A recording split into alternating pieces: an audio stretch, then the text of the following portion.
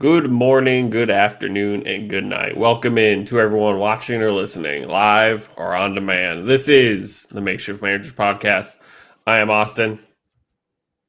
I'm pointing at myself. Devin's in my spot. Now I'm back in my spot. All right, there you go. We out here, man. We've survived another portion of the NFL offseason, and this week marks my favorite day of the year. It's pull the pull the rabbit out of the hat. Will your team get better? Will they get worse? We don't know, but we could talk about it. Yeah, we're just here to tell you that the Jaguars are somehow going to mess up the first pick, or we're here to tell you the Jaguars are going to mess up the first pick. They'll find a way. They always do. That's the But beauty let of me mock drafts. Well, let me tell you something you can't mess up with using code TMSM at manscaped.com. Man, it's springtime. Everything's in bloom. Allergy season is back, and you know what? If you're going to spring clean your house, you might as well spring clean yourself. As Austin and I know, Manscaped is they are the world's leaders in men's below the waist grooming. So, fellas, have you started your spring cleaning yet? The carpets need cleaning, the drapes need dusting, and your lawn needs mowing. Get what I did there? Spring has sprung, and the global leaders in below the waist grooming have the best tools for cleaning aisle 5 in your pants. Time to clear out your winter bush and join the other 4 million men worldwide who trust Manscaped by going to manscaped.com for 20% off plus free shipping with our code TMSM. And so you've heard me say it before. It's not just the Lawnmower 4.0, which is their precision made trimmer with the skin safe technology. It's not just the Crop Preserver or the Reviver. And at this point, it's not even just their new let's see. The Devin Plow was just a 2.0. little unprepared. 100%. So, and it's not even the fact that they are extending beyond just below the waist grooming. The Plow, designed specifically for your face, will allow you to get a super close shave and look your best by helping us help you look your best. And so, as our friends over at Manscaped and us have been telling you all month, the start of spring also marks the start of Testicular Cancer Awareness Month in April. Manscaped has partnered with the Testicular Cancer Society to bring awareness to testicular cancer, men's health, and early cancer detection. They are also committed to raising awareness for the most common form of cancer in men aged 15 to 35. And they're giving support for fighters, survivors, and families impacted by testicular cancer as part of their We Save Balls initiative. So smell oh so fresh and so clean this spring with our friends over at Manscaped. Whether you're getting yourself some ball deodorant, ball toner, a men's body hair trimmer, or even a trimmer for your face, they have the products: lip balm, shampoo and conditioner, body wash. If it involves cleaning yourself or tidying yourself up, trust me, go over to manscaped.com and they will have the product for you and help us help you out by using code TMSM for 20% off and free shipping worldwide at manscaped.com. All right. It is just that easy. Just as easy as making the first round selection in the NFL draft. So we're taking Kenny Pickett first overall, right? I thought we were taking Taco Charlatan. All right. So it's Let's as get simple into as it. this, folks. Devin and I are going to go through the first 32 picks of the draft, like so. No trades. In my opinion, it is just nearly impossible to predict trade value, what you're going to get, this and that. So, despite all the rumors of people wanting to move back because of the lack of talent in the draft, we're just going to stick with what the 32 shows us right here, Yep. regardless of if they move back in 3 days or not, which I fully expect a lot of teams to move back. If the rumors are true, I expect a decent amount of people to move back. Oh, yeah. And I expect the Packers not to take a first round wide receiver.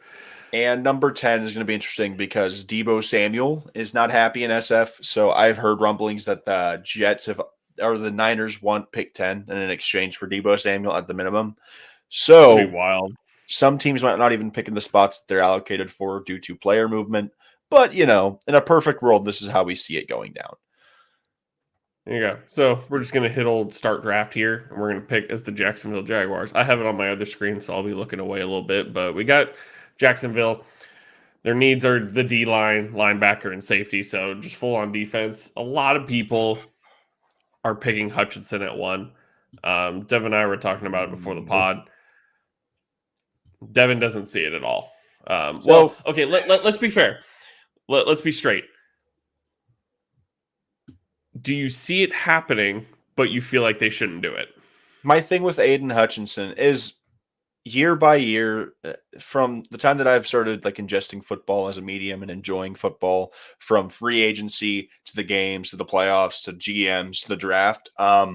There's a number of drafts where the number one guy is solidified going into draft day, and this is not one of those drafts. You could go online and search up whatever rankings you want. I have 4 mock drafts currently on my screen, and to be fair, Aiden Hutchinson is out of the 5. I think he's picked first in 2 of the 5, if I'm correct. So the two people that I'm seeing at number 1, according to these mock drafts, you've got 2 of them going for Aiden Hutchinson and 2 of them going for Trayvon Walker out of Georgia.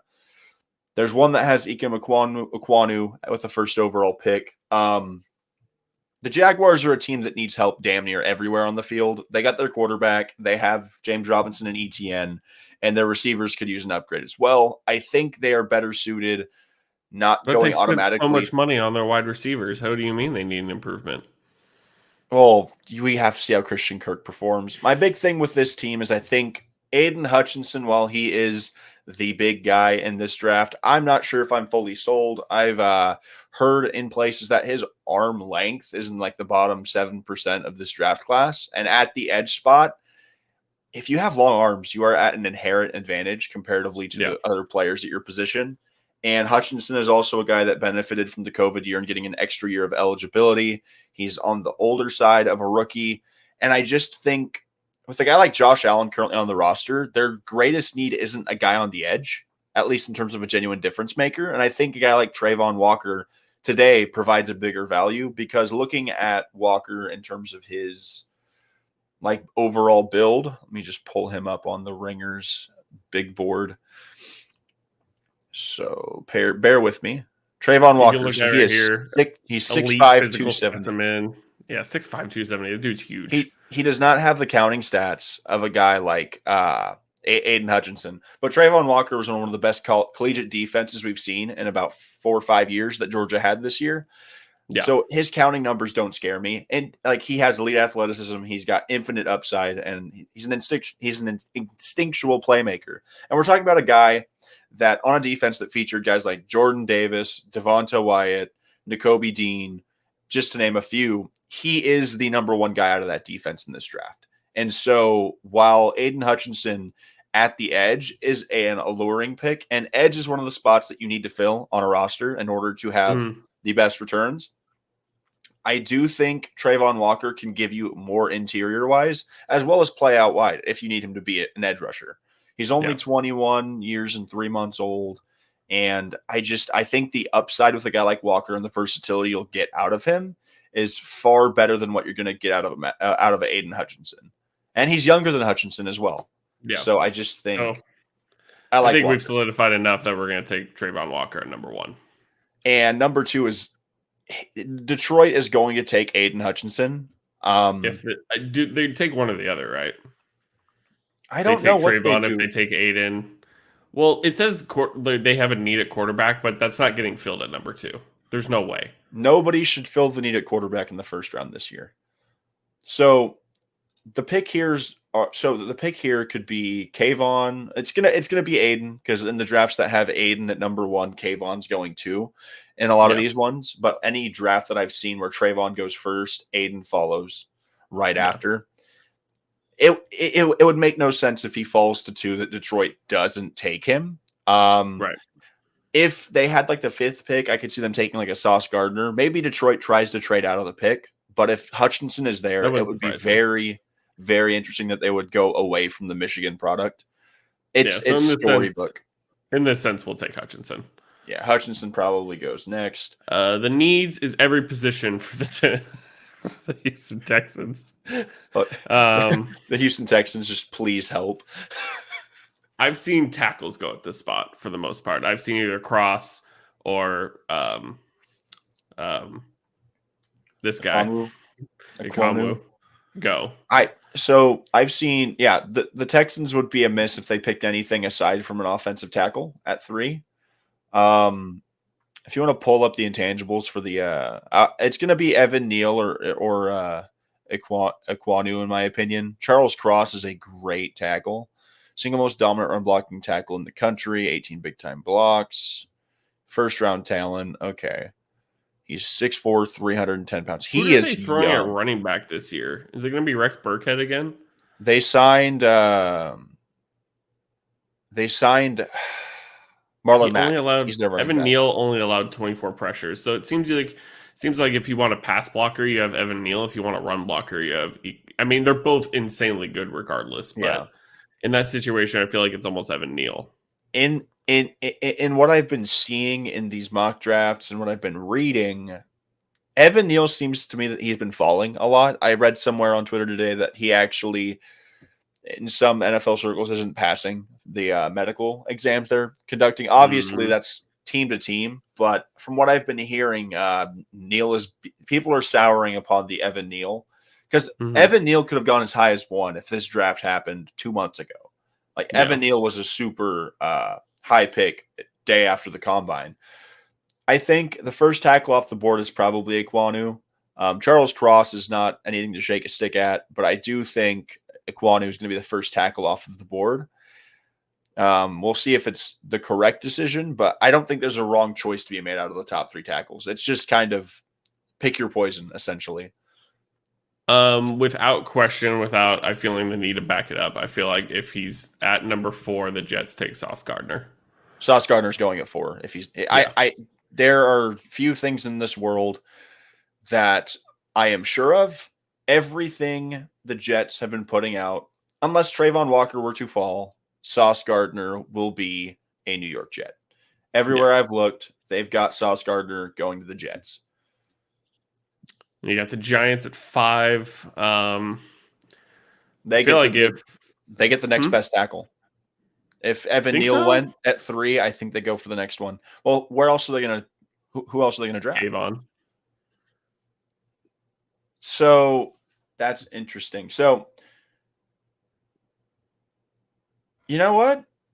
Well, so because and the biggest thing too, if you're the New York Giants, you're competing with 2. Well, the Cowboys not so much right now at the current moment due to the losses they've taken, but they have to go up against a really good O-line. Kayvon Thibodeau.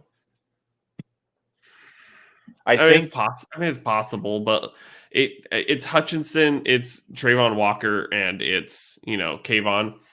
And obviously, I think we've established that Aiden is number 3 out of those, but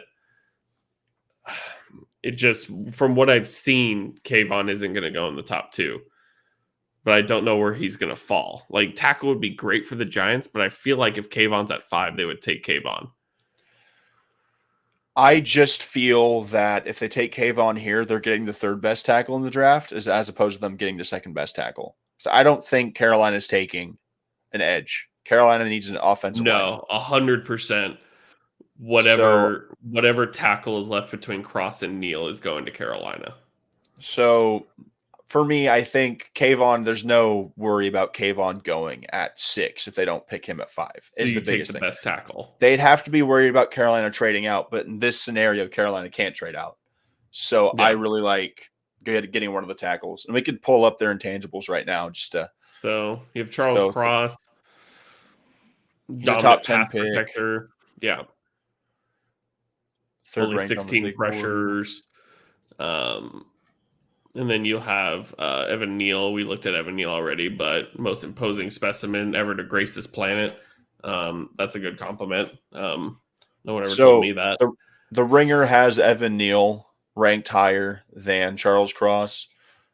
I think Charles Cross is going to be a really good tackle in the NFL, and I would love for him to fall to the Chargers, which isn't going to happen. I think they go Evan Neal.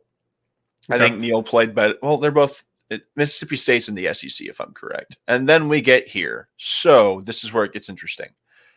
Carolina's really dumb. I don't like what they do ever. They traded draft capital for Sam Darnold, and it's bit them in the ass. Yeah. They need a quarterback or an offensive lineman. Charles Cross makes sense, but I don't think the Panthers ever truly make sense. Like I think if we're being realistic, or not even realistic, I think if we're the Carolina Panthers in this moment, it's without a doubt Charles Charles Cross. Cross. If I'm the Panthers, I'm taking Charles Cross because even in this Pro Football Focus mock draft that they have currently right here, you've got so their top 5 were Hutchinson. So it was Walker, Hutchinson, Gardner, Kayvon, and then they went Icky, Neal, and then Giants got Stingley on the back end. Now that Kayvon is still here, Derek Stingley Jr. is a really great value at this point. Getting him at number 7, it's close to his ADP. Do they still have James Bradbury on the roster, or has he been released? Or Currently, yes, I think. If I am the Giants, because I'm going to pull up the Giants roster. I think like you could talk about Derek Stingley all you want, but I just think they're going to take Kayvon if he fell to 7. Yeah, I feel like they're taking Walker, Hutchinson, or Kayvon, whoever falls to 7. I feel like one of those 3 guys will fall to 7, so or even 5 in that situation for the Giants. They kind of almost do what they want because it feels almost obvious that the Carolina Panthers will take an offensive lineman. The Giants have a bigger hole at corner than they do at defensive lineman, though, is my thing, at edge. Because you got Dexter Lawrence and Leonard Williams as your left and right ends. So whoever doesn't go here is an Atlanta Falcon, though, right?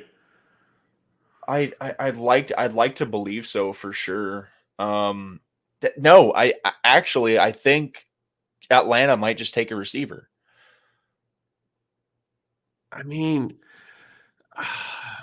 if Stingley falls, I think they add him to their corner room, but I don't think they're going to bring in a guy like Kayvon to a franchise like that. There's already concerns about Kayvon's interest in football. Everyone's saying he's not super, like he has other interests, and that's scaring teams off. But so are we going to go Derek Stingley?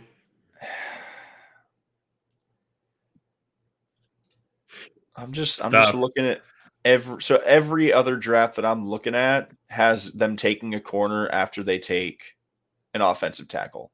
And looking at their roster and where their team is at, I think it makes more sense for them to get somebody for the secondary. If Derek Stingley was gone, it's easier to pick Kayvon over Kyle Hamilton.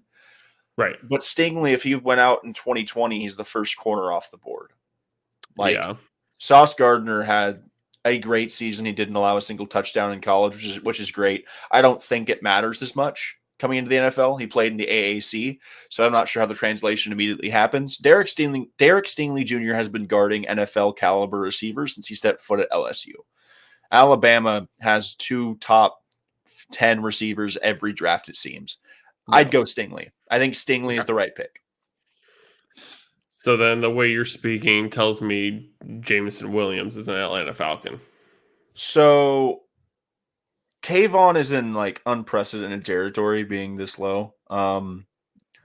Looking at where the Falcons draft and all of these mock drafts, and I know it's your mock draft, Evan. Well, I'm trying to be as informed as humanly possible so at the 8th spot, Kayvon is not here in any of these mock drafts. Kenny Pickett went at 6 for the ringer. So take that with a grain of salt. Wild.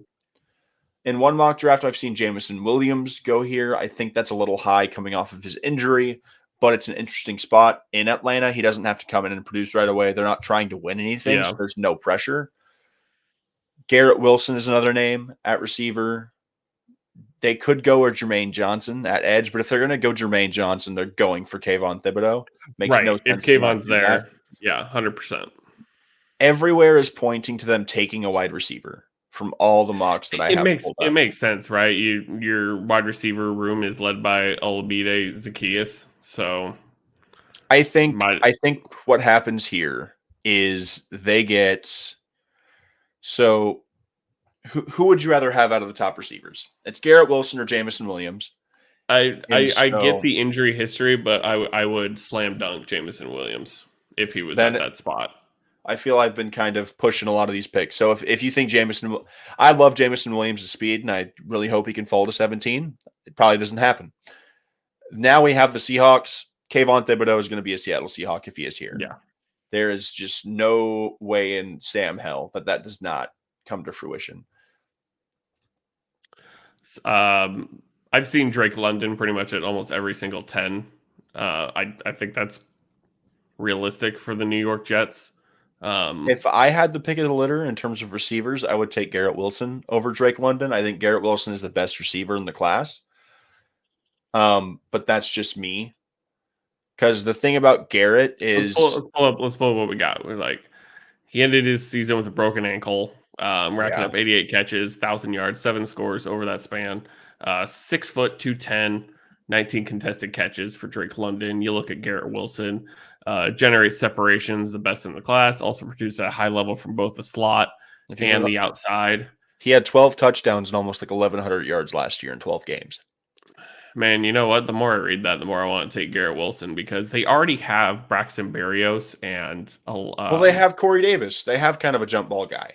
They have a bigger bodied receiver. Yeah, so you can just shove Garrett Wilson in the slot. Garrett Wilson should be the one. They also have Elijah Moore out there as well. I just think for the talent level available, I've had Garrett Wilson as my number one receiver in this class since the combine. I don't hate Drake London. I'm not sold on USC wide receivers. A lot of them tend to pan out better as number 2s as opposed to 1s. And I think aside from Jamison Williams, it's 1A, 1B. And I think Garrett Wilson is the strongest 1B we've seen in a draft class in a while for receiver. Okay. So Garrett Wilson, you are a New York Jet. Washington Commanders. This is tough. I think if Kyle Hamilton's at the 11th pick, it's very hard for a team not to draft Kyle Hamilton, especially with the lack of secondary they had. He's been compared to like Derwin James. Like people see shades of Derwin in Kyle Hamilton. So if you have a shot to get a guy like him, because the only other thing that would make sense is if one of the corners fell to them, but I just don't think I don't think that happens. I don't think Sauce Gardner or Stingley falls, as we've shown you guys in the draft. I don't think they'd be like if they fell, they wouldn't fall out of the top 10. Yeah, and if you even pull up the cornerback position, so you go to filler position, click on corner. Yeah. After the top 2, it's not that there's bad value. I just don't think you take Trent McDuffie whenever a Kyle Hamilton's still on the board. It's just really hard to make that jump. So then you just got to click on corner again. Oh, there we go. So yeah, Kyle Hamilton 11 is a steal. On the X. I know how to work a computer.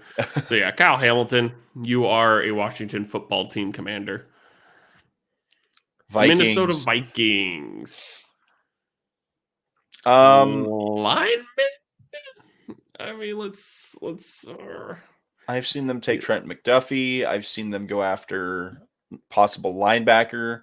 The Ringer has them taking Devin Lloyd. Both of their Jordan Hicks and Kendricks are both entering their age 30 seasons. I feel like they go corner. Devin Lloyd would be the best value for them because it is as simple as this for the Minnesota Vikings. They have the offense to compete. Yeah.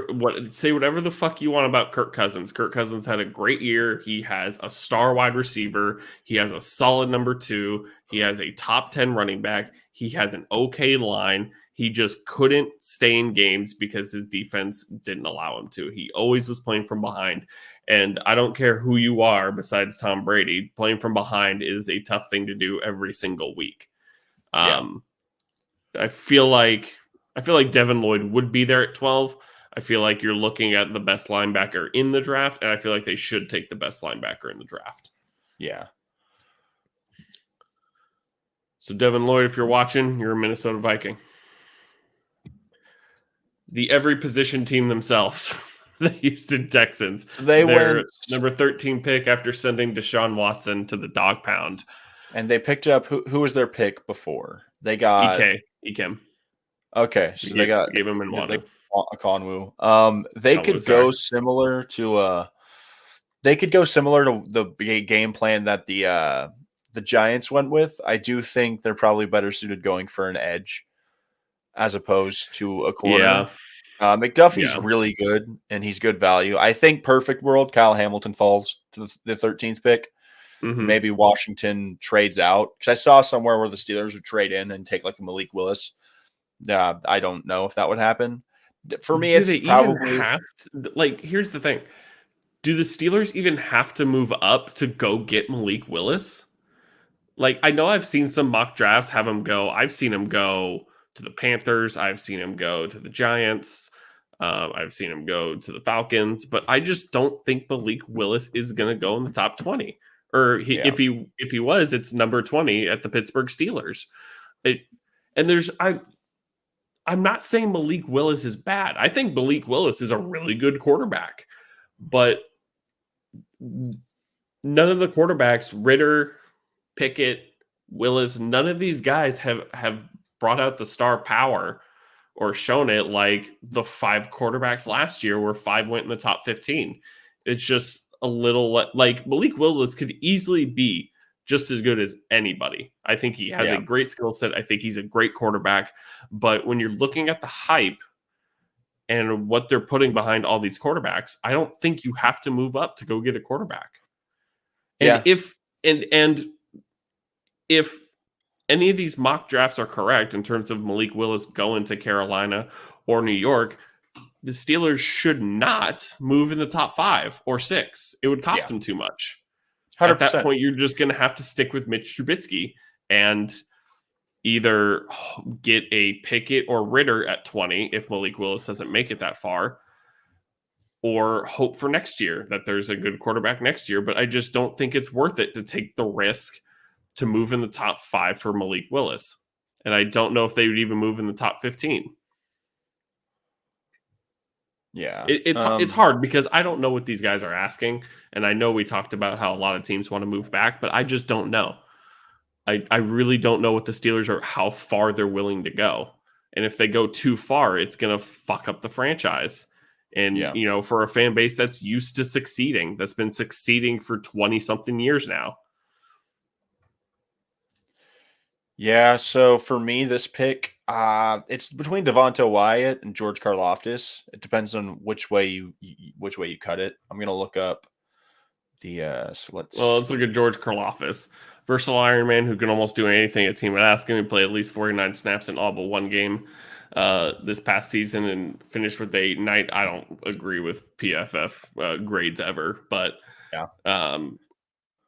he had a career high in pressures versus Iowa with 12, 41 career sacks, 84 career tackles for loss. I think he would go to Houston at that point if he was at 14 or at 13. And I assume he will be at 13. Because he's ranked up according to the Ringer in their big board. He's like the number 4 edge in this class. Whenever you count Mm-hmm. Trayvon Walker as an edge as well. Yeah. So yeah, I do think Karlaftis fits here. I think they could also go for a Devontae Wyatt. I think Devontae Wyatt would make sense. I'm not sure. I'm not sure it's the best bet for them. So I would go with Karlaftis going at Okay. The Baltimore Ravens.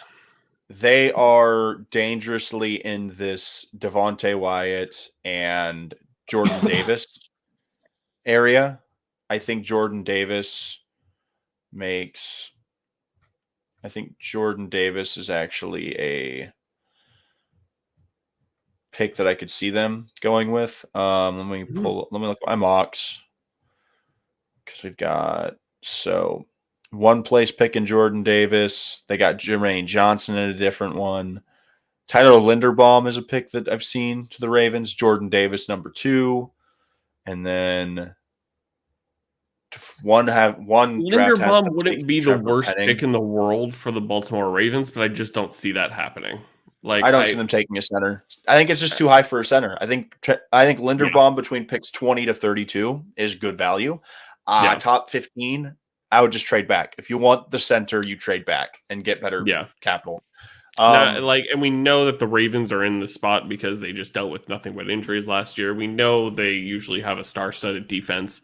I think it's safe to build on that defense, and with their issues being on the line, then yeah, it would be Devontae Wyatt or Jordan Davis. It kind of just depends who you feel is better. So if we look at Devontae Wyatt, Wyatt is a far more explosive athlete, showed up as a pass rusher, got an 84 grade, dominated at the Senior Bowl. Look at Jordan Davis. He is a one-trick pony, but it's one impressive trick. 6'6", 360 defensive tackle will not be moved in the run game. I I feel think it's like Jordan Davis. I think if okay. Davis is there, they're probably going to take him. Because the thing about Jordan Davis is, for as good as Devonta Wyatt is, Jordan Davis is because even here, and the Texans have in one mock, I have the Texans taking Devonta Wyatt at 13 as opposed to Jordan Mm-hmm. Davis. But then again, it's for what the Ravens have currently on their roster. I'd have to pull up their depth chart. You've Lamar got Jackson. so at the edges, they've got Calais Campbell and Derek Wolfe in terms of their defensive ends left and right. Michael Pierce is their starting defensive tackle or nose tackle. Devonta Wyatt gets muddled in that group of defenders to the point where Mm-hmm. I think Devonta Wyatt is a great pick. Jordan Davis makes more sense for their roster. Even a guy Yeah. like Trent McDuffie over Devonta Wyatt makes more sense for the Ravens at this point. But give me Jordan Davis.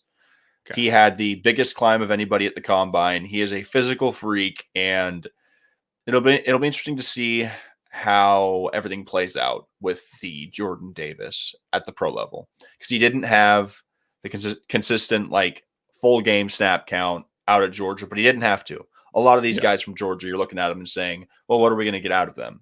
So that's going to be the biggest thing.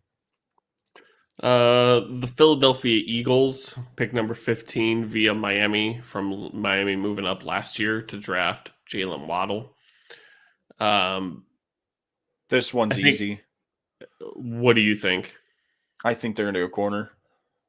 Because they could go edge, but they need a linebacker, defensive back according to their needs.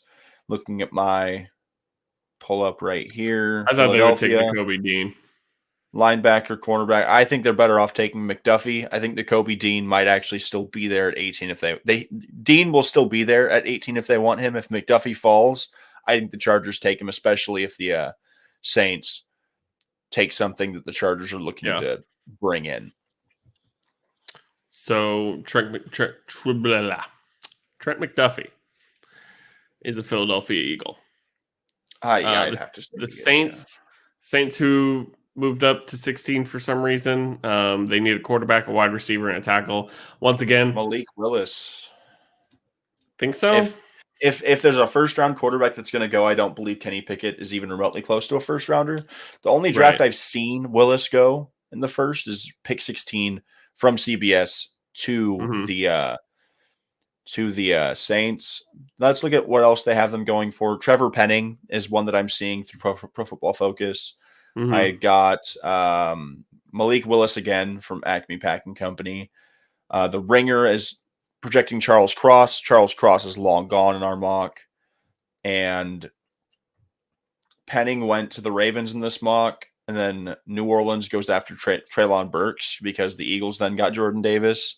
Well, so They have Michael Thomas. I don't expect Drake London to be the guy that's going to right, but who's change things after up. Michael Thomas? And is Michael Thomas even going to play a snap? When's the last time Michael We Thomas don't played a know, but snap? they already re-signed Traquan Smith. They still have But they already re-signed Winston. Jameis Winston, the player formerly Jameis. known. Do they think they're going to be bad enough to get one of the top guys next year? Because this is a team that They has were been almost a perennially in the playoff playoffs team. They were last almost a year. playoff team, right? But they were almost a playoff team with Winston going down 7 games in, a 5-2 team that Yeah. basically got shot in the foot. And now, granted, they would have gone in at what 9-8, so that's a little. I don't think you will get into the playoffs 9-8 all the time. So do you But think they go Drake London or do you think I they go think they would Nakobe Dean? slam dunk a wide receiver. I just don't think they would answer quarterback. How long did Jameis sign another 1-year deal? Jameis And is he signed for I think a 2-year deal. Let me see. so here's the biggest things. How old is Jameis Winston, and what's his contract? So he Like, signed a 2-year, $28 million contract. Jameis okay, is 28 years old. I don't think they get a quarterback.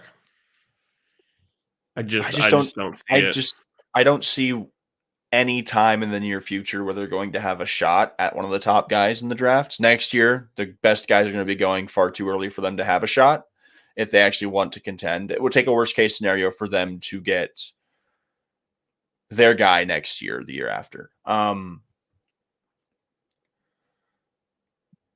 I don't. Yeah, I don't. It's I don't think close. any quarterback should really get traded. Should really get drafted in the first round this year. Not due to them being just terrible, but I just don't see it happening. Yeah. So quarterback, wide receiver, and tackle. Trevor Penning is someone that I've seen them take it the next pick at 19. Mm-hmm. So they don't have to go tackle right here. So yeah, in the drafts that I'm seeing, you've got so they're either going to go tackle first and then receiver, or tackle first and then quarterback. Because in this mock by Pro Football Focus, they end up taking Penning at 16, and they end up getting Pickett at 19. The Ringer had them going Charles Cross and then Karlaftis at 19. That would be a perfect scenario for them. Jesus, that'd be the hall of the draft. Not happening. Sorry. Then Malik Willis to Trevor Penning, and then I think Penning's probably the pick they take. If they're not grabbing a Drake London. That's fair. So let's draft Trevor Penning. This is your squad. Okay, this is the worst possible case scenario. Go ahead and scroll up a bit for me for the overall. So you see the thing with the Chargers is Jameson Williams is a guy we've been attached to. I like Devin Lloyd a lot. Jordan Davis was the name we were attached to. Trevor Penning is someone that I've been thinking about over the last couple of weeks. Charles Cross is someone that we thought could possibly fall. The linemen have officially been picked. Bernhard Raymond is a very tempting prospect at 17. What I've been doing over the last couple of days in my own mock drafts for the Chargers through 7 rounds, I'm trading back every single time I'm at 17. Because the Chargers don't need a top flight receiver. We already have Keenan Allen, Mike Williams, Josh Palmer. Yeah. We have the left-hand side of the line squared away. Linderbaum makes no sense. We have Corey Linsley. We have Slater. We could use help at guard. We could possibly shore up the right tackle for the next decade. But London, Sky Moore, and Chris Olave are officially off the board for me. The real question is interior defensive line or linebacker? Because we need a receiver, a tackler, or a cornerback. I would love for the Chargers to trade back and take Raymond personally. And then McDuffie just went. You could go ahead and look at the corners that are still available. It's going to come down to best available, I feel like, at this pick for the Chargers if they don't trade down. Yeah, so in this situation, if you've joined us late, as convinced as we are that the Chargers should trade back if most of their guys that they're attached to are gone, in this situation, we're not going to trade back and we're going to force everyone to pick at their spot, regardless of all the rumors that we know there will probably be a ton of trades in the middle of the draft. I'm fully prepared for it. So every single draft has the Chargers taking a defender that I've seen in the mocks. A defender or an offensive lineman. I think the best overall pick for the value of the pick is going to be a guy like Devontae Wyatt.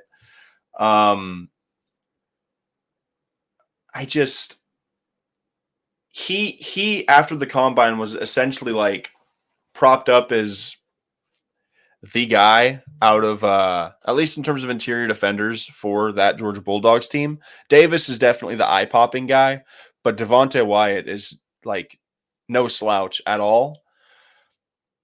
But then we have the fact that the Chargers got Sebastian Joseph Day, and they also got some other people on the outside to help. Let me check our depth chart for the Chargers. I know Devin's just going to keep pulling up depth charts, but I want to be as informed as humanly possible. Hey, man. Because to be honest, you'd be like, what are your guys' credentials for doing this? We don't have any. So you're listening. Just tune in. It'll be fine. Big old brain. Currently, our nose tackle is Austin Johnson or Sebastian Joseph Day. Our right end is Braden Fehoko and Jerry Tillery. At linebacker, we have Troy Reeder, Khalil Mack, and Kenneth Murray. And then we also have Joey Bosa. Our defense, we have Bosa and Mack as linebackers, but they play more so primarily edge defender. Right. So it's Devontae Wyatt. Because Jerry Tillery was a massive problem for this defense last year. And if we're looking at this defensive line, Storm Norton is the right tackle starting this year. And if I'm correct, he got hurt last year. I'm not entirely sure. Let me see. There's no news. There's no stats you can look up here. Storm Norton is not the ideal option at right tackle, but whenever you have a guy like Rashawn Slater on the left side, it makes offensive line easier for the team as a whole. Because if you look at the offensive line, it's going to be Slater, Filer, Lindsley, James, and Storm Norton. The only other pick that I would say, aside from Devontae Wyatt, is maybe we go for the best guard in the class. Would be that would be the thing that we could pivot with, because we did upgrade the defensive line through the through free agency. I like Bernhardt a lot. Kenyon Green is someone that I think could be good. We don't have a second round pick, so we have to get the best talent and best fit for our team in this moment, because our next pick doesn't come. That's until why you're trading back, 3. right? Because you don't have. I would love to trade back and pick up a second rounder, just because I think the depth in this draft is actually really, really good. Right. Gun to my head, fate of the universe on the line. I'm not going to say give me Iguodala. Draft Devontae Wyatt. He's by far the best player available for what the Chargers need. Devontae Wyatt, your career is over. Oh, shit. That's all right. That's the rich. Eagles at 18, their second pick of the draft in the first round. They don't have to shore up their line. I think at that point we took Trent McDuffie at 15. If Nakobe Dean is there, I think they take Nakobe Dean. Do they? Why don't they pivot? What do they? Why don't they what?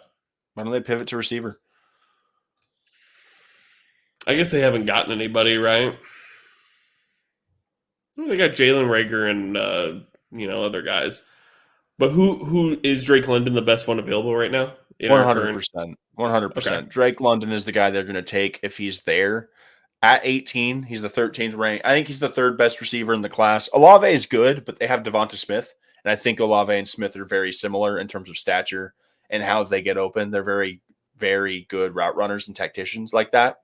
I think London's that big body type of jump ball guy that they hope JJ Arcega-Whiteside could be. And he never will be. Nakobe Dean is no consolation prize. He's nothing to like shake a stick at 18. He's very good as a linebacker. He's my number 2 in this draft, possibly number 1, depending on how you feel about Devin Lloyd.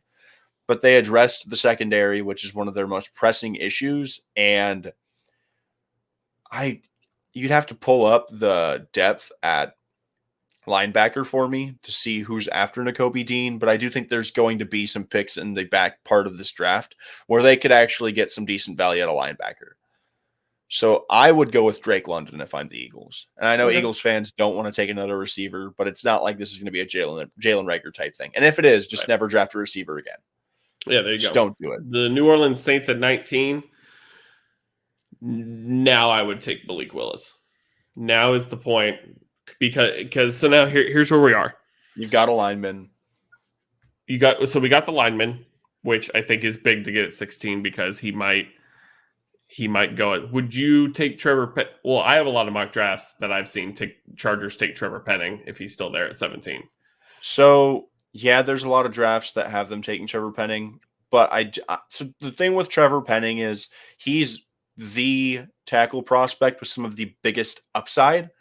But he also has a lot of there's a lot of things you can worry about. Like physically, he is imposing as hell and he plays really nasty.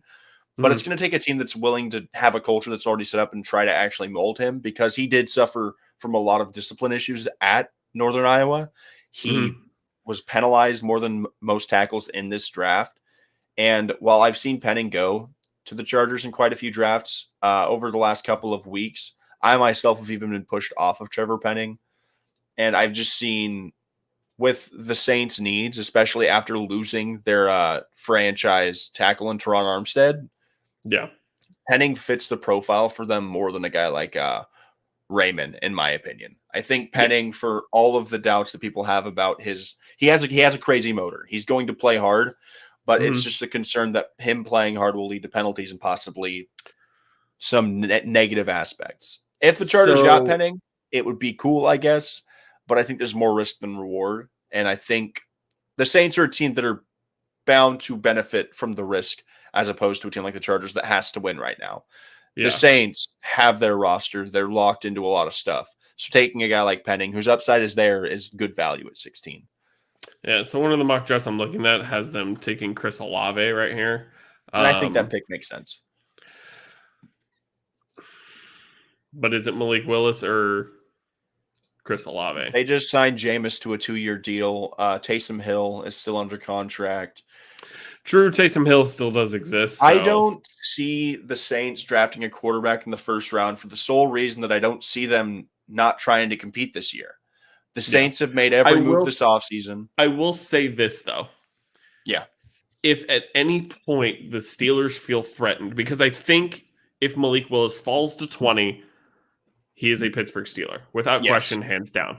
100%. Because I think it's because of Mitch Trubisky's lack of resume. I think it's because they don't believe in Mason Rudolph, and unfortunately, the Haskins tragedy.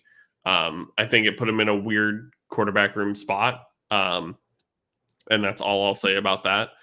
But I think if there was any pick, I say that the Pittsburgh Steelers should not move into the top 10, and they should not. They shouldn't move into the top 5. They shouldn't move in the top 10.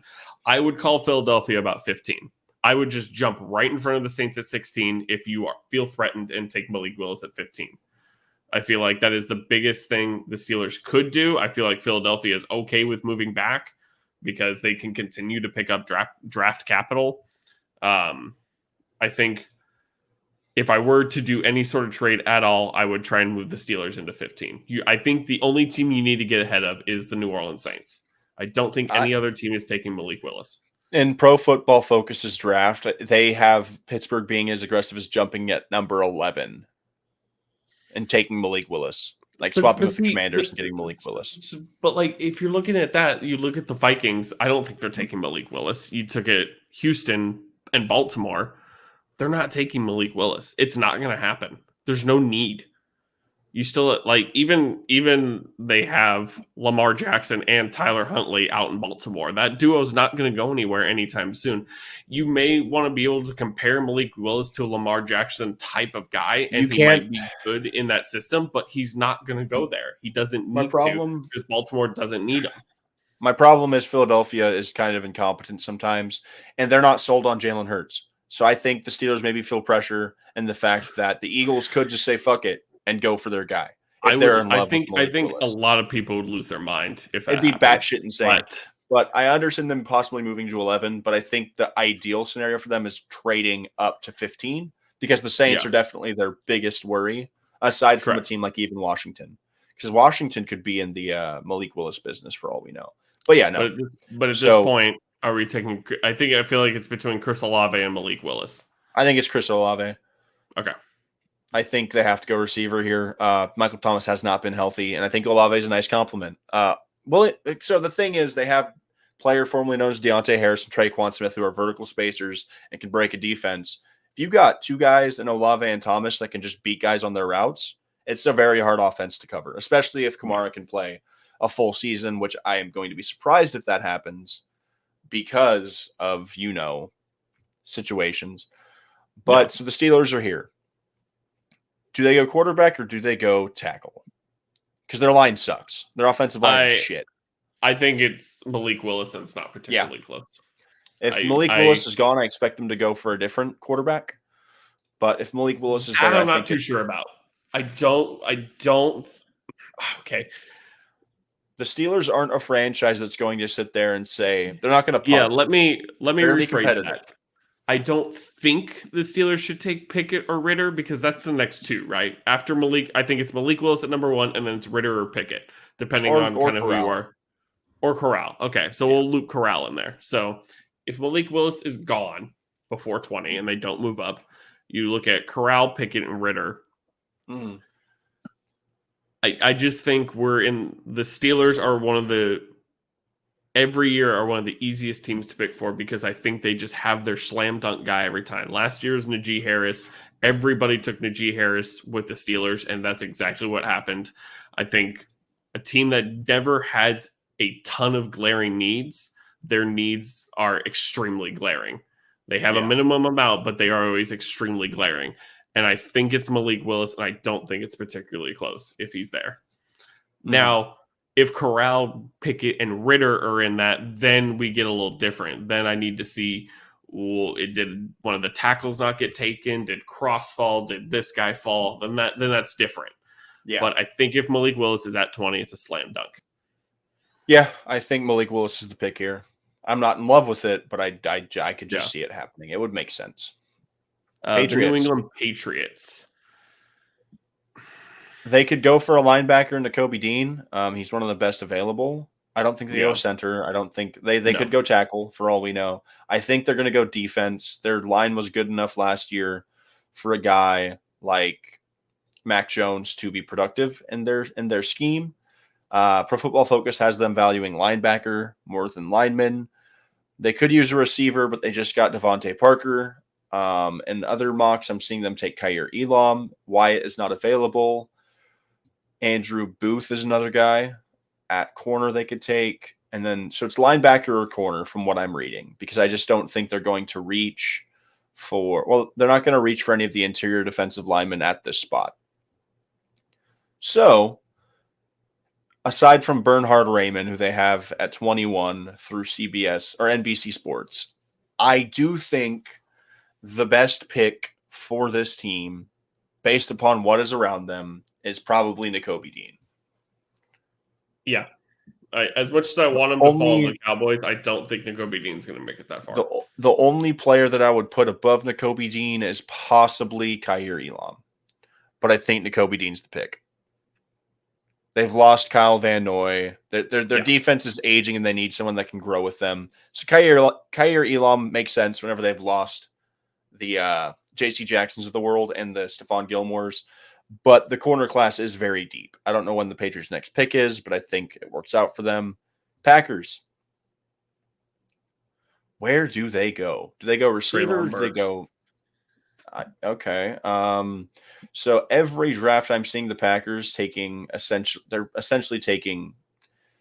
So they have this one they traded. So okay, so it's receiver damn near every mock, and Treylon Burks is the name that pops up more. It has to be. I know they're not. We all know they're not going to do it, but we all know they should. Yeah, Treylon Burks should be the pick here.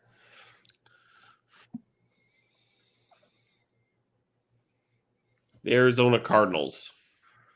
This is going to be a boring pick. They need line help. Kyler Murray scrambles a lot in terms of his I think Zion Johnson is a name that makes a lot of sense. He's like the best guard in this class from what I've been looking at. So I could see them taking a guy like Zion Johnson. Linderbaum could make sense here. I do think the Cowboys should take Linderbaum at 24. So I just think, let me pull up, as I've said before, let me pull up the depth chart. Yes, the Cowboys should take Tyler Linderbaum if he's at 24, but James Conner's their number one this year. So DJ Humphries. I think he's a very good downhill runner, and I think he's a very good up the middle runner. And if you want the biggest help that you need, it should be the best center available, and it should be Tyler Linderbaum if he's there at 23. Well, they have Rodney Hudson currently, and he's the one guy on their line that I actually know of. He's 32. Elvin Beachum, I've heard, is actually pretty decent. He's 32 as well. They have an older offensive line. Will Hernandez is 26. Justin Pugh, 31. I think for the overall value of what they need, a guard makes the most sense. They're oldest at guard, they're younger at tackle, and their center is a guy in Rodney Hudson who's been a consummate pro. I just find it hard. I don't know what to do with Rodney Hudson if Linderbaum gets drafted here. Yeah. I think Zion Johnson is the pick Okay. if they're going to take somebody on the offensive line, because they could go No, I, corner. I I agree. I Andrew agree. Booth is no slouch, and Kyrie Elam is still on the board. But for that offense, Kyler Murray's going to need time because there's a lot of really good defense out in the NFC West. And yeah, looking at everywhere else people have him going. Yeah. Yeah. Yep, Zion Johnson. Because of our board, it's easily Tyler Lindenbaum here. Yeah. You guys, But I will yeah. say this: if Nakobe Dean's at 24, I'd rather have Nakobe Dean. Genuinely, if any of the Georgia defensive linebackers are left here out of that Davis, Wyatt, Dean grouping, you got to take one of those three. Because genuinely, I 110%. feel like the Georgia group of guys it's the best defensive unit we've seen in college football in years for a reason. I don't think there is not a single miss in that entire assemblage of 4 players. Jordan Yeah. Davis will be a at least starter in the NFL. Devontae Wyatt, starter in the NFL. Trayvon Walker could be all pro. Nakobe Dean could be an all pro linebacker, and you're going to pair him with a guy like Micah Parsons. Micah Parsons. But I do Yeah. feel your line is not getting any younger. Tyron Smith and Zach Martin. I totally agree. And I think and Tyler, you've got a 24-year-old at center, and Tyler Linderbaum is the best center prospect we've seen in a half decade. Players like this don't usually fall. And while it's not the best value, I think it's arguably the best value for your pick. Linderbaum could have gone anywhere from 15 to 24. And best case scenario, you guys get Linderbaum.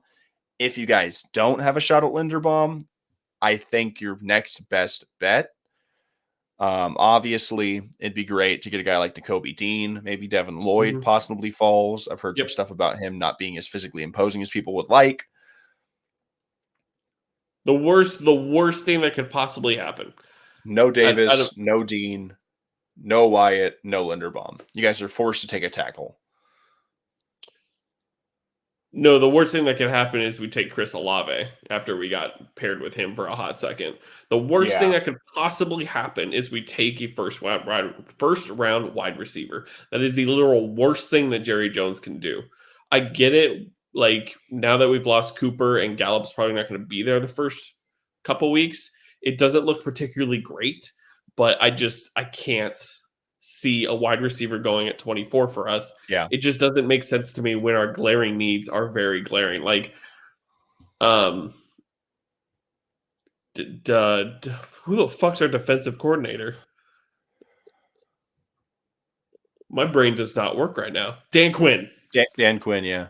Dan Quinn did great last year. Dan Quinn did, I don't know if it just turned out in terms of performance or coaching or whatever Dan Quinn did. I loved it. Was great. Micah Parsons was absolutely insane. If Devin Lloyd or Nakobe Dean are there at 24, I want to snap them off without question. I would love another linebacker. We'd be able to push Leighton Vander Esch out because that experiment is over. I get we resigned him, but that's currently because we don't know if a linebacker is going to fall to us. I don't think there's any reason for us to move up. I think somebody we want will be there at 24. In this case, it's Tyler Lindenbaum, and I think that's more than fine.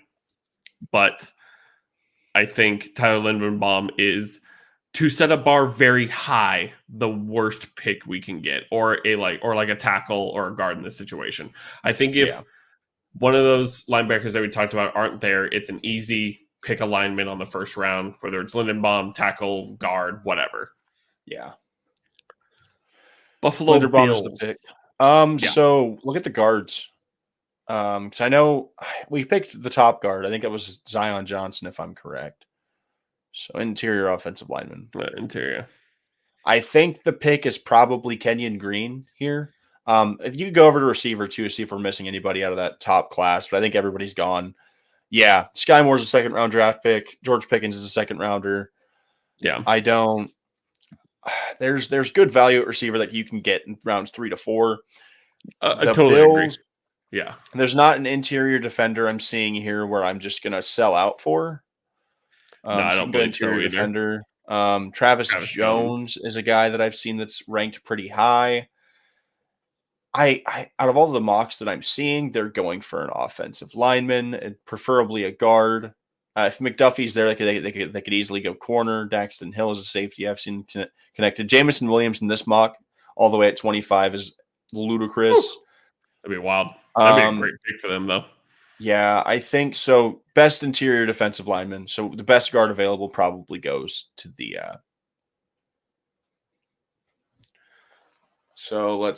It's Zion Johnson or Kenyon Green. But I think if I'm correct, Kenyon Green went earlier in this draft. Yeah, so in this situation, we'll take Kenyon Green. And now we I've have. seen the Titans take a quarterback. You think they take a quarterback? No, I've seen it happen. Oh, okay. I've seen mock drafts say, and like the more I looked at it, the more it made sense to me because it always seems like Ryan Tannehill is regressing. But I think a quarterback they would want their next pick. Oh, they don't have a second round pick. They don't have a second rounder. I think they have to go offensive line. A problem with them, and the biggest part of their offense is Derrick Henry and being able to run the football. And I just think because if we're looking at best available, it's Raymond. They don't need receiver as badly as the draft would suggest. They just brought in Robert Woods, who should be back. I think they can draft a depth piece at receiver later in the draft because I'm not sold on Sky Moore or Jahan Dotson. Mm-hmm. And maybe even a guy like John Mechie III falls to them in a later round, like third or fourth. So I personally would go with Raymond at tackle.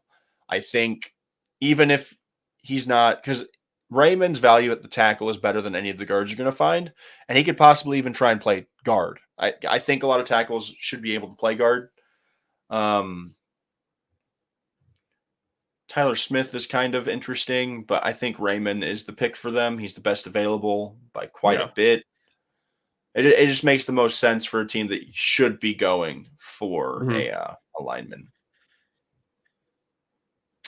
Terms for the Tampa Bay Buccaneers, I think it's protect Tom Brady. I've seen Zion Johnson fall to this spot, and I think if Zion Johnson is there, he's a Tampa Bay Buccaneer. Yeah. But I think in this situation, you look at interior linemen, you got Dylan Parham, Donovan West, Cole Strange. At this point, a lot of the good guards are gone, especially with Kenyon Green going. I thought if Kenyon Green was there, then he would go. Tyler Smith at tackle isn't a terrible pick. Yeah. This is where it gets tough towards the end because the end is the toughest because you're at the best teams who don't have a ton of problems per se, but I don't know, do they take Travis Jones? No, they have to protect Brady. Right? Yeah, they have to go protecting Brady because their line now, you've got Wirfs, Shaq Mason, Ryan Jensen, Donovan Smith, and Aaron Stinney. I think they take Tyler Smith. I think he's the best tackle available. He's the 25th best player in this draft, so you're getting a decent value. Yeah. Packers, they're going to take the best receiver available. I would have to assume. I don't know if they reach for Pickens. I'm not sold on Sky Moore. This is the most frustrating part about this mock because ideally the Packers trade up and get one of those top 5 guys. That's their best case scenario. The Packers get out of that really muddy area at 28 and they make a move to get into the spot where they need. Well, Jahan Dotson hasn't been taken as well, and I've got here at 18. They've got them taking Jahan Dotson. So obviously they're going to take Sam Howell. I've seen Nakobe Dean at 28, Arnold Ibikite as a pass rusher. There's no way you can convince me Nakobe Dean falls past the Cowboys. I know. They could go Ibikite, to be honest, at edge. They just lost one of the Smith guys. So them going defense, they also brought in Sammy Watkins. Yeah. So I think an edge is the best for their long-term success. Even their short-term success at the same time. That defense has lost a bit of its edge. If they don't have a shot at these, would Jermaine Johnson still available? Yeah, I mean, I feel like at that point it's Jermaine Johnson. if you're I going edge. totally forgot that Jermaine Johnson was available. Well, hold up now. Wait a minute. Hold Yeah, on. if Jermaine Johnson is available at this pick, I find it really hard to not take Jermaine Johnson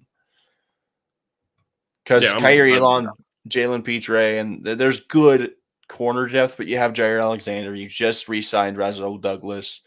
If you need to replace a Smith brother, not brother, a Smith, they're not brothers. But if you need to replace one of the Smiths, Zadarius or Preston, Jermaine Johnson at that pick is not bad value. Andrew Booth. You are a Kansas City Chief. A lot of people have the Chiefs wanting Chris Olave.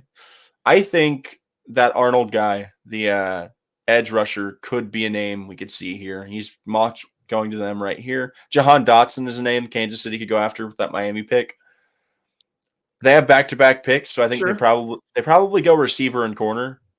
Is my personal opinion. They lost Tyreek Hill. So you just got to pick out of the. So there's Sky Moore, Christian Watson, and I feel like Jahan if you're Dotson. picking between if you're picking between those wide receivers at that point, you're going Booth and Arnold. I don't think they go edge. They still have Frank Clark. They still have Chris Jones. They are going to need to stop people on the perimeter, and they're going to need to stop. They're going to need to get some yardage out of their receivers. So we'll look up Jahan Dotson real quick. So I think it's Andrew Booth Jr. and Jahan Dotson, and you can really do it in whatever way you like. This is a guy that has killer speed. He's only Tyreek 5 foot Hill. 11. He's Tyreek Hill. And then, so look at Sky Moore's intangibles. Most elite shiftiness. I thought we had the most shiftiness, but Yeah, I thought we were not. the makeshiftiest. Yeah, I think Dotson's the pick at 29, and then they just follow that right up with the cornerback spot, and Andrew Booth Booth. is going to be the Okay. best guy at corner for them. So So yeah, it doesn't. I'll take Booth because go he's right Booth, here, but yeah, go Booth Andrew Booth into Jr. and then Jahan Dotson. is Jahan even close on here? He is not. Okay. But over here, Wide wide receiver. receiver, Jahan Dotson. You are a Kansas State Chief. The The fact that he's Bongles. ranked below Mechie is insane to me. That's just me. I do think this gets interesting for the Bengals. Jesse Bates is playing the franchise tag. Take that as you will. They've got Boye Mafe from Minnesota being projected to them from Pro Football Focus. They've got Tyler Smith from Tulsa. He's gone. Sucks to suck. Kyler Gordon from as a corner. If they're going Kyler Gordon, I think Elam is a better pick. Linderbaum at 31 by the Ringer. And then they've got Trey McBride, the tight end out of Colorado State. I think McBride could make sense. They lost a part of their offense with Uzamoa. Yeah. They're not going to get the help they need at the lineman spots. And I think they addressed their line through free agency. I don't think they draft. I think drafting Trey McBride here is a reach.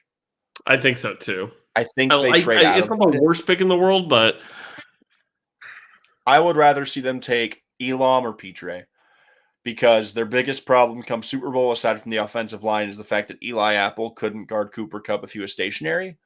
yeah. And depth at corner is one of the best things you can have in this league. It's one of the reasons why I was even close to having the Chargers take one of the corners. Because if McDuffie is there, it's really tough between him and Devontae Wyatt.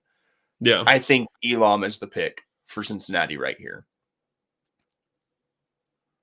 And now it gets not least, weird. We've got the Lions. And I don't think the Lions take a quarterback. I don't think the Lions select the number 32nd overall pick. If I'm Detroit, there's no point in taking one of the second or third best quarterbacks in this year's draft because Jared Goff is not good enough to keep you out of that first pick. He might be. He just might be. But I do think the Lions have an outside shot at getting the first overall pick next year.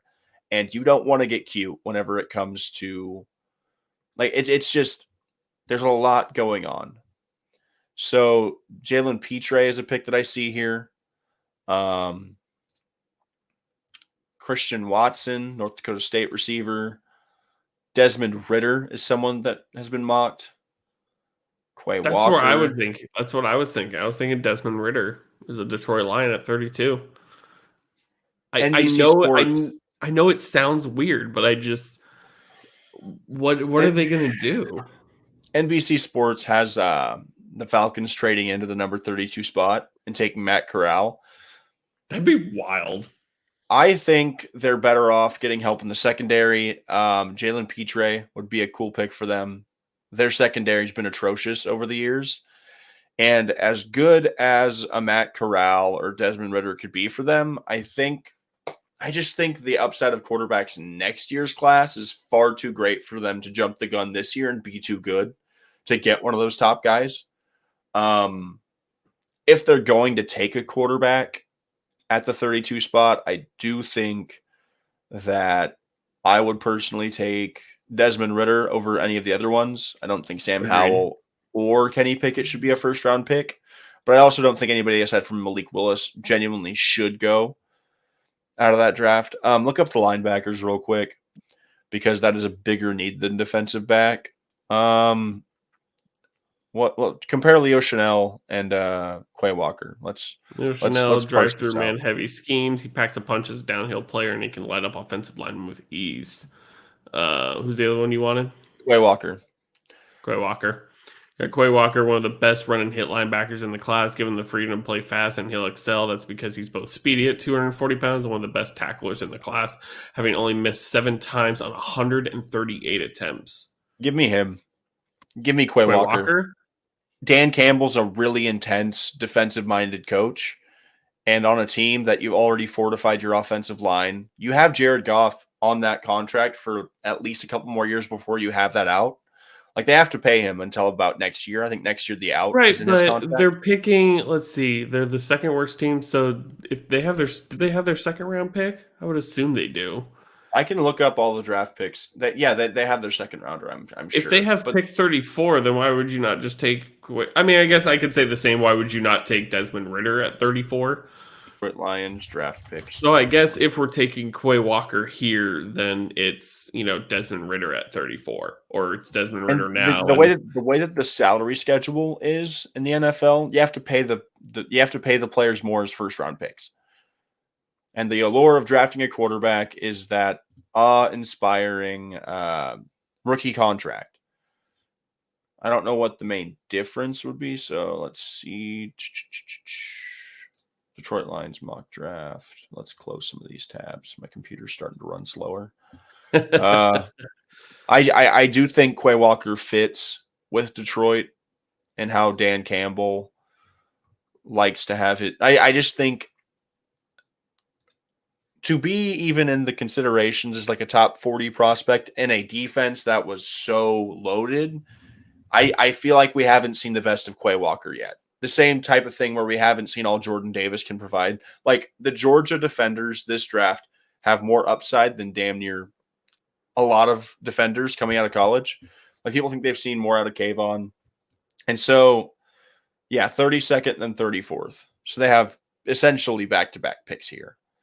For the most part, yeah. I think whoever they want at 34, they're going to get because their needs are glaringly different than Jacksonville's are. Well, Jacksonville's not going to take.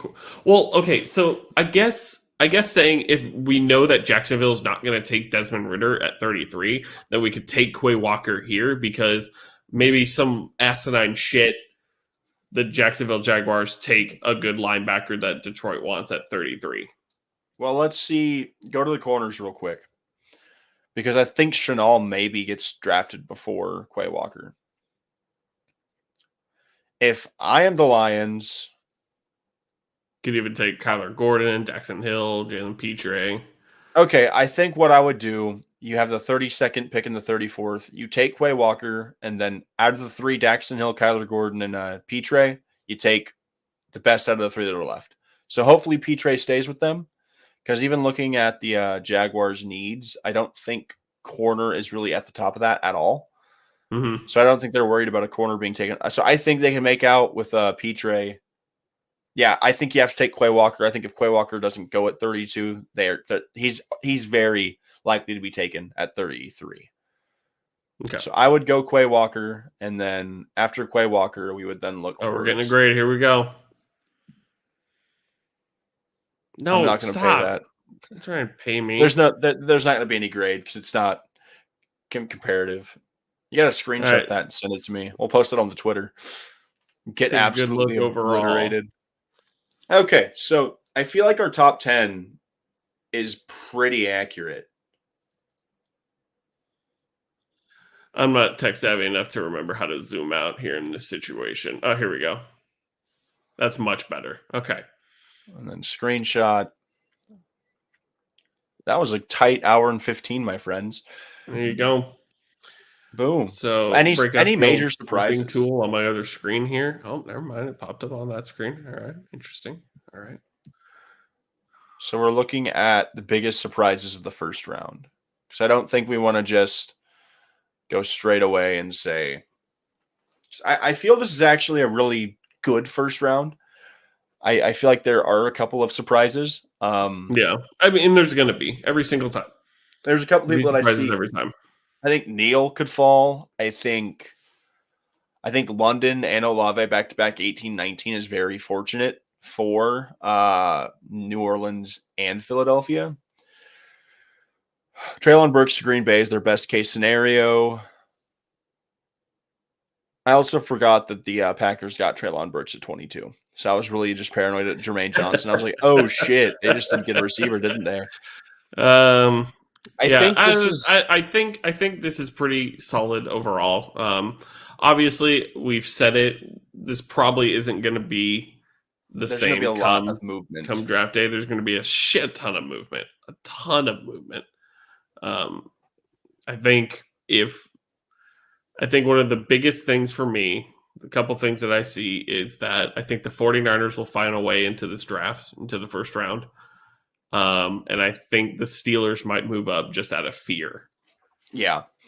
And then in this back from 24 from like 25 all the way down to 32, there could be a lot of movement in terms of just prospects being taken.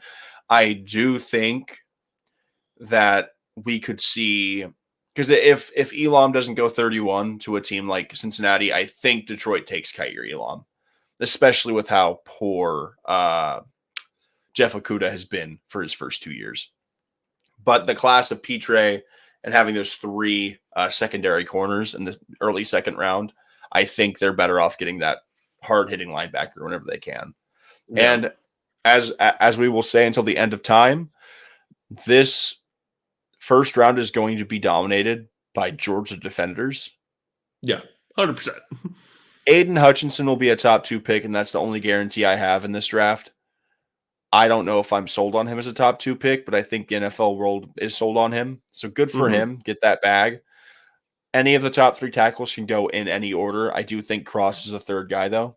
It's just my humble opinion. Gardner and Stingley should be top 10 picks. I would be surprised if they weren't. And for as high as Jameson Williams went, you could flop him and Garrett Wilson. Kyle Hamilton out of the top 10 feels like a foregone conclusion.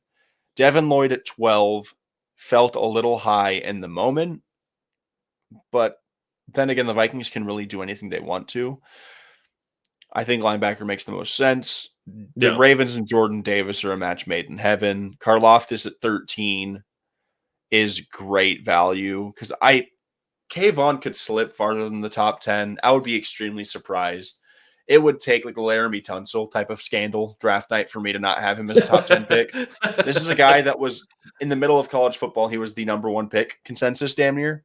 Like everybody was like Kayvon Thibodeau is like the best defender coming out of college since I don't know when. And I do he see fell to 9 in ours, but I don't think he's going to fall to 9 just because of how the NFL world feels about him. If the Seahawks get Kayvon Thibodeau at number 9, it will break the NFL. The rebuild will be ahead of schedule because then they could even in the later rounds try and get somebody like a Desmond Ridder or somebody like to play quarterback. Like the Seahawks, for as bad as they are on paper, this draft could really help them out. What's your favorite pick out of the first round? What do you think is the best value at the spot? In our draft overall? Yeah. I mean, if Kayvon falls to 9, I think it's wild as hell. I think that's one of the better picks of the draft for him to fall there. I think Nakobe Dean is going to fall in the 20s, but I think he's going to be a great pick for Yeah. whoever gets him. I would love for the Cowboys to get him, but if he doesn't fall to 24, then I think realistically he will fall between 21 and 24. He will be a Patriot. He'll either be a Patriot, a Cardinal, or a Cowboy, I think, for the most part. Yeah. I could even be an Eagle. I wouldn't be surprised if the Eagles found a way to grab him. But I do like our picks in terms of McDuffie and London. I think London would do really well in Philadelphia. Yeah. But I do think Nakobe Dean could be an Eagle. Sauce Gardner is not going to go beyond top 5, but I love Sauce Gardner overall, no matter where he goes, especially for the Jets. But overall, this is a good draft for linemen. My thing with the Giants, especially, I think the Giants have the best draft position of anybody, bar none. They literally have their pick of the litter past the top 4 picks, and there's really like 6 to 7 can't miss guys in this draft class, and they have discernible needs. They don't need edge as much as they need help on the perimeter and help on the offensive line.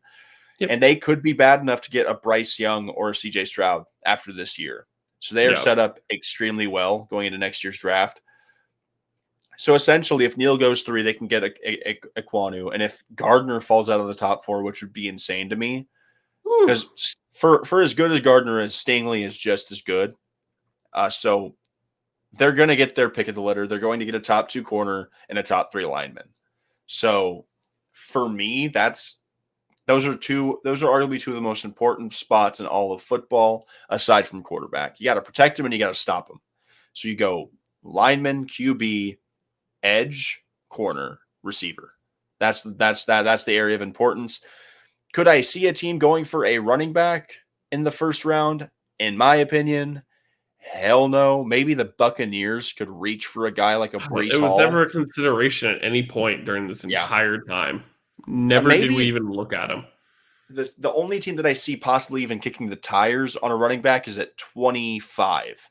Breece Hall to the Bills would make some sense. I do think Kenyon Green is better value. It just does not make sense to draft a guy in the first round. Jonathan Taylor was a second-round pick. So if a running back goes in the first round, I won't be surprised, but I would not recommend it. I love Wyatt to the Chargers at 17. I think Linderbaum to the Cowboys is really, really good value. I think that's where he should go 100%. In the 20 to 25 range. Malik Willis at 20 feels like a steal for the Steelers. No pun intended. He's just, in my opinion, the one guy in this quarterback class that I think has the highest upside. And you give a guy with talent to a guy like Mike Tomlin, I think good things happen. And he doesn't have to play this year. Yep. Exactly. That's the thing. He's not going to be put immensely under pressure, and I think that's a great place for Malik Willis to go. And I don't think a lot of guys in this draft really go to places that aren't going to be good for them, especially with our mock. I think everybody's going to a scenario where they should have the ability to succeed. But overall, top value picks, for sure, it's Kayvon, Kyle Hamilton, or I'd go maybe even Linderbaum. Yeah. Jermaine Johnson at 28 seems like a really good value as well. Yeah, 100%. Because you have the Packers are the biggest wild card out of all these teams. Yeah, because at edge you have Hutchinson, Thibodeau, Karlaftis, and then it's essentially Jermaine Johnson. So you have your top 3, and then it's Johnson, then it falls off. And so according to our mock, the groups that are going to have the most players drafted, we've got 1, 2, 3, 4, 5 edge rushers. 1, 2, 3, 4, 5. We've got 5 corners. 1, 2, 3, 4, 5 receivers. This is a draft. This is a draft that's going to be dominated on the perimeter and in the trenches. Quarterback is not heavy, and I think this draft is deep enough at those impact spots to where if you're at least getting one of the guys in the first round, you can leave with a smile on your face.